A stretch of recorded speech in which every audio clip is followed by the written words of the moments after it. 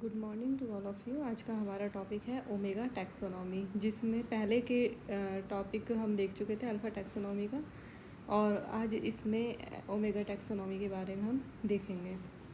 Omega taxonomy, जिसको हम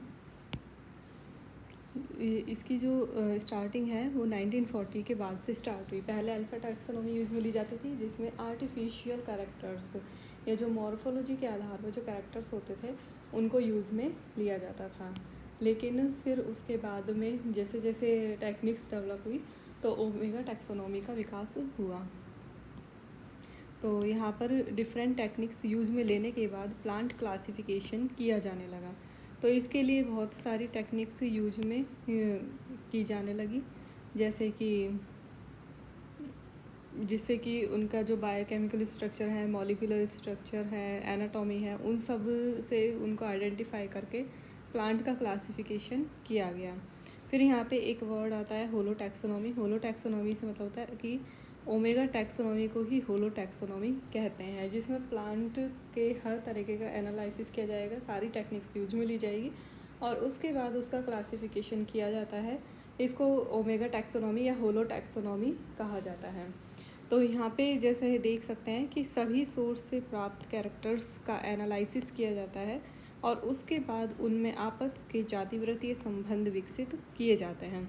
तो जितने भी सोर्स से हमें जो डाटा मिल रहा है वो सारा हम देखेंगे। फिर उसके बाद उनके जो फाइलोजेनेटिक रिलेशनशिप है वो विकसित किए जाएंगे और फिर उसके बाद उन्हें क्लास, ऑर्डर, फैमिलीज़ में डिवाइड किया जाता है। जातिवृत्तीय संबंध, इसे फाइलोजेनेटिक रिलेशन भी कहते हैं, और प्लांट्स की हिस्ट्री को समझने के लिए बहुत ही इम्पॉर्टेंट होते हैं कि कैसे प्लांट का इवोल्यूशन हुआ, किस प्लांट से किसका हुआ है। तो इसको समझना है तो उसके लिए फाइलोजेनेटिक रिलेशन की स्टडी की जाएगी। फिर यहाँ पर हम देखते हैं फाइलोजेनेटिक सिस्टम ऑफ क्लासिफिकेशन, कि फाइलोजेनेटिक सिस्टम ऑफ क्लासिफिकेशन क्या होता है। इसमें देखेंगे प्लांट के आनुवांशिक लक्षणों के संबंध एवं रिप्रोडक्टिव ऑर्गन्स पर आधारित लक्षणों को ध्यान में रखते हुए प्लांट्स को ग्रुप एंड सब ग्रुप में डिवाइड किया जाता है। तो यहाँ ये कह सकते हैं हम कि इस तरह से जो प्लांट के जो जेनेटिकल कैरेक्टर्स होते हैं, हेरिडिटिकल कैरेक्टर्स हैं, उनमें क्या रिलेशन हो सकते हैं। दो अलग अलग प्लांट हैं, उनमें क्या रिलेशन है और उसके जो रिप्रोडक्टिव ऑर्गन्स हैं उनमें क्या क्या कैरेक्टर मैच कर रहे हैं और क्या क्या उनमें डिसिमिलैरिटीज़ हैं, इन सबको ध्यान में रखा जाता है। फिर जैसे अगर उनमें ज़्यादा कैरेक्टर्स मैच किए जाएंगे तो उन्हें सेम ग्रुप्स में, अगर मैच नहीं करे तो उन्हें अलग अलग ग्रुप्स में रख देंगे।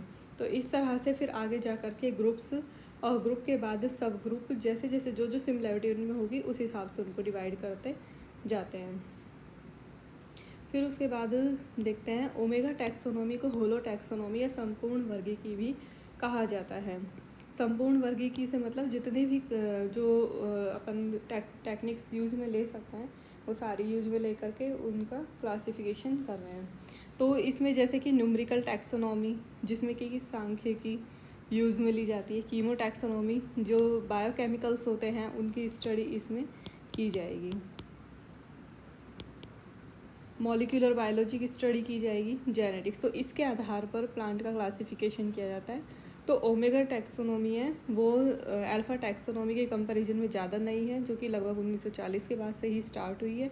और इसके अलावा इसमें जितने भी प्लांट के जो स्टडी करने के जो क्राइटेरिया हैं, या जितनी भी जैसे chemotaxonomy, molecular biology, genetics, cell biology, numerical, ये सब स्टडी करने के बाद जो हमें डाटा मिलेगा उससे हम देखेंगे कि प्लांट्स के किस प्लांट का किसके साथ रिलेशन है और इसके बाद उसे ग्रुप और सब ग्रुप में डिवाइड कर देंगे। तो इसे होलो टैक्सोनॉमी या संपूर्ण वर्गीकी भी कहते हैं।